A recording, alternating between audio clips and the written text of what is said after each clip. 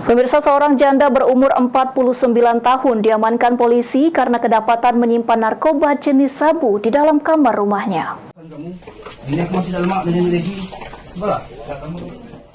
Inilah detik-detik penggerebekan perempuan seorang bandar sabu yang dilakukan jajaran Satuan Res Narkoba Polres Oku. Saat diamankan, perempuan berumur 49 tahun ini menangis histeris serta guling-guling di kasur kamarnya.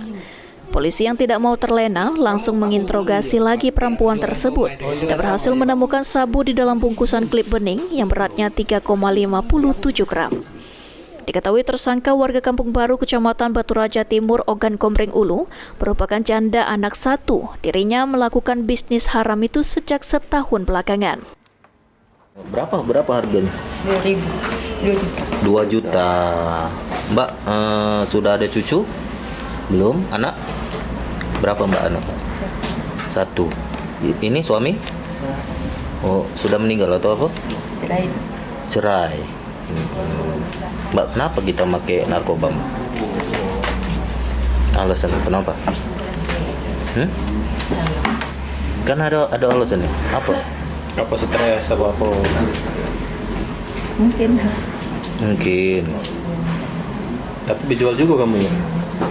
Minta kawan minta bagi mau. Pakai baik. Kawan itu minta bagi kemarin tu baik kat sini. Anak kita berapa umur? 30. Tinggal di? Kampung Baru. Mbak tinggal di Kampung Baru. Anggota melakukan pengembangan, didapatkanlah satu orang tersangka lagi yang bernama Asma di daerah Kampung Baru yang setelah digeledah ternyata mendapatkan BB 3,57 gram.